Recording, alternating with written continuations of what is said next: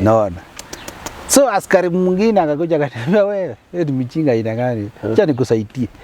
Wale wanakudanganya. Wao wanataka kumalizana na kesi waende kwao. Waende sawa. So mimi nikaenda kotini, nikasomewa. Kotini ulipelekwa wapi? Kotini ya Sotik. Law court. Nikafanya kesi, nikaambiwa tarehe fulani hivi. Hata sikujua nilisomewa mashtaka mingi.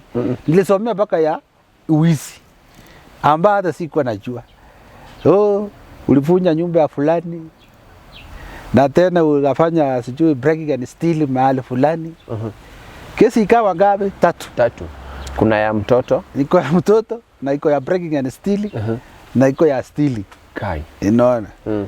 So nikasomewa kesi yote. Nikaona hapa sitatoboa. Nikaomba tu Mungu wangu. Mama yangu tena niambia Mungu wako itakusaidia. Mama yangu hakuchoka. Alikuwa anakujanga kunitazama, kuniletea sabuni, maziwa na mikate. Ulipelekwa prison remand wapi? Nikarudi Ikwasa police station. Nikakaa police station after 14 days, nikarudi tena kotini. Vile sasa walikuwa natafuta mahali yenye napelekwa. So wewe ni mdogo. So ulikuwa miaka ngapi? Ni kama nilikuwa na 16 ya. Ulizaliwa 1980? 83. So 13 plus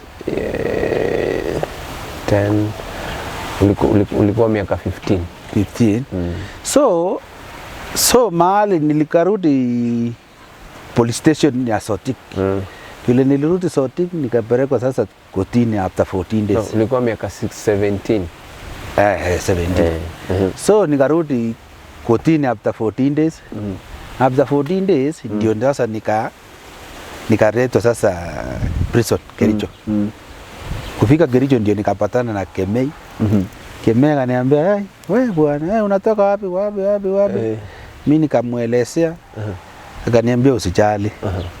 Si tuko. Relax. Mimi nika-relax, nikapelekwa rumani.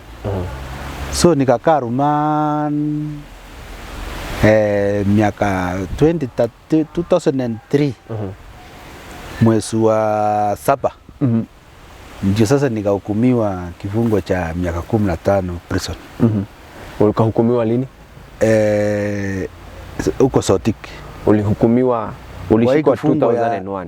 2001. Kesi ikaenda mpaka mwaka gani? Ikaenda mpaka 2003. 2003.